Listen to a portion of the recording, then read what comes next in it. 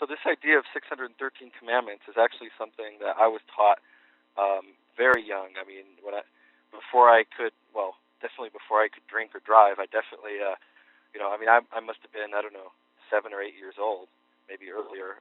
One of my earliest memories is being taught about the 613 commandments as a fact. And I remember studying when I was, a child in school. We were studying in the book of Genesis in chapter 32, verse 5. And there Jacob is meeting with Esau, his brother. He's been away for about 20 years. He's been over in Aramea, in what today is Iraq, living with Laban. And when he introduces himself to Esau, he says, "Thus says your servant Jacob, I have lived with Laban and been delayed until now." And the way any normal person would read that is that's just he's just giving over the facts. But when the rabbis looked at this, they said, okay, there's a hidden message here. And the hidden message is in the word I lived. In Hebrew, I lived is one single word, the word garti. And what they did is they took that word and they said, what's the numerological value of the word garti, I lived? And that's actually an idea that comes from Greek. It's called gematria. In Hebrew, it's called gematria. Now, gematria is not actually an authentic Hebrew word. Gematria is simply the Hebrew form of the word geometry, which was the Greek word for essentially mathematics. Right. So based on this Greek idea that you can take letters and make them have equivalent values of numbers, the gematria of the word I lived is 613. And the rabbis understood Jacob's statement to Esau to say that when I was with Laban, I kept all of the 613 commandments. And this is actually a core doctrine in rabbinical Judaism. One of probably the big differences with the Karaite approach. The rabbis say that the forefathers going all the way back to Noah, and according to one opinion, all the way back to Adam, had all 613 commandments, meaning everything a Jew is required to do today, all the forefathers knew that. They're insisting to Adam. They're insisting that our ancient fathers. See, I've heard this. Kept the same commandments we did. Yes. Whereas Karaites look at it as having a gradual, what's called a progressive revelation. Yes. Which is that first God revealed to Noah very basic commandments, and not the 7 laws of Noah that are in the oral law. Did Noah eat? Did Noah eat pig meat? As far as I know, he did. Yeah, because what God commanded him not to do is not to eat blood, right, and not to murder. Right. He was allowed to eat meat as long as he didn't eat blood. So right. As far as I know, he did eat pig meat. There's no commandment against it, certainly that we know of.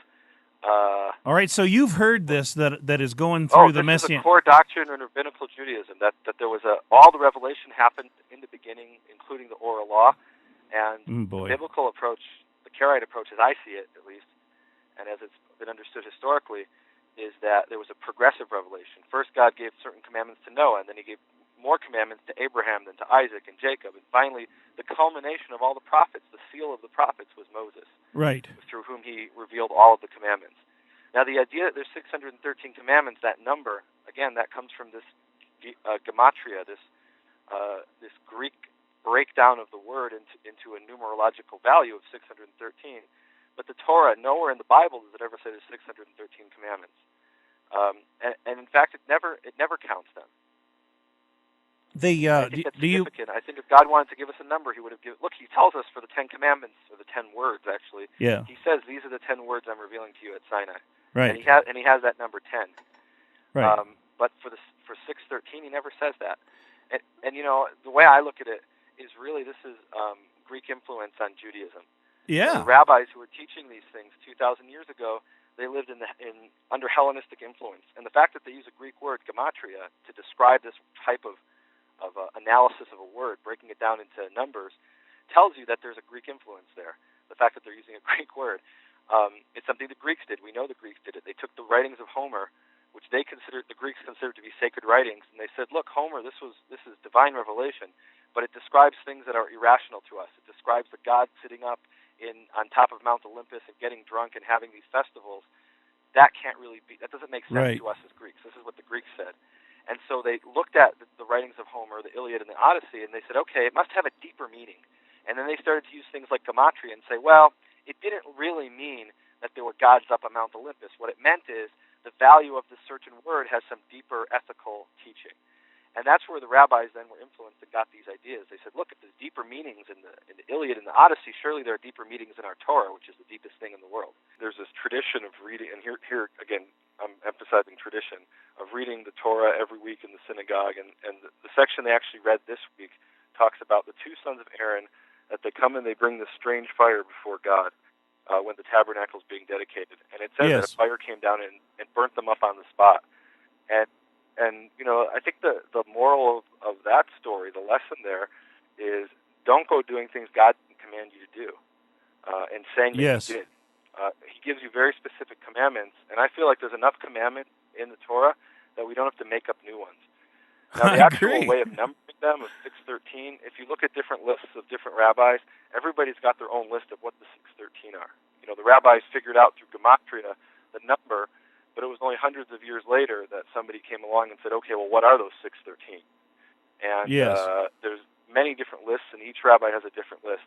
And the problem, I think, when you do that is you start to, I think, and I'm hesitant to use this word, but you start to legalize the Torah. What they do is they'll say, okay, it says to rest on the seventh day and do no manner of work. Well, that's two commandments, right? One is a positive commandment and one is a negative commandment. Why did they do that, Nehemia? Go ahead. Why did they do that? Because I've been reading the 613 and I'm thinking it's superfluous. It's not necessary. Why are they adding this? I'll tell you why they did it. This is a profound realization I had a number of years ago when I was in Eilat, Israel's most southerly city. Eilat. It's at the southern end of Israel, and in Eilat there is an underwater observatory. It's a really, really cool thing. It's essentially you walk down these stairs or take the elevator, and you're looking out onto the sea into a coral reef. In most places in the world, I don't know if you know anything about coral reefs. You have to take a boat 100 miles or even more off the shore. Here you literally walk into this building just on the shore, and you're looking out onto a coral reef. Wow. And I noticed that they had these beautiful fish. I was blown away with how beautiful the fish are. And I saw two different types of people who were appreciating the fish. On the wall, every once in a while, there'd be a column. You had really thick glass to keep the water out because it was underwater. And there would be these big columns, and on the columns there were the names of different fish with the pictures of what that type of fish was. Uh-huh. And I noticed there were two ways people were enjoying these fish.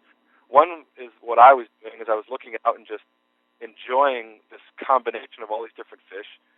That's a beautiful one, and that's a beautiful one. And then I saw there were other people who would look at the picture of the fish on the wall and try to identify it.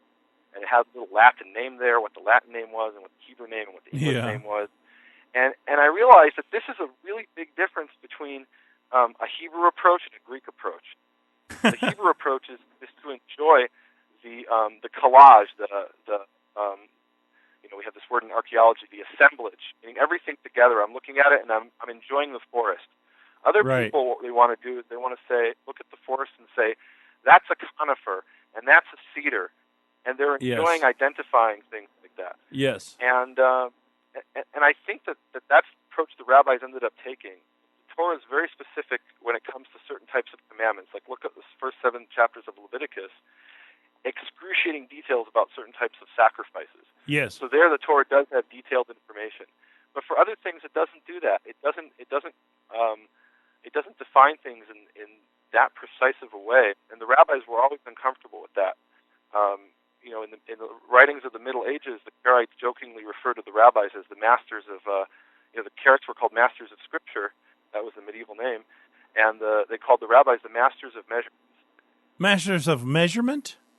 Masters of measurement. Yeah. Because the rabbis always said you need to have a measurement for everything, a precise definition. Yeah. If it says 7 days you will eat unleavened bread, the Torah doesn't tell us how much unleavened bread.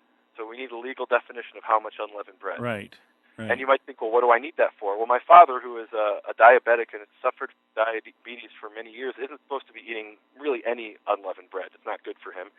It can cause all kinds of medical problems. But he eats the minimum required according to the oral law. Like and the medicine. Oral law, it says the minimum required every day of the 7 days is the size of an olive.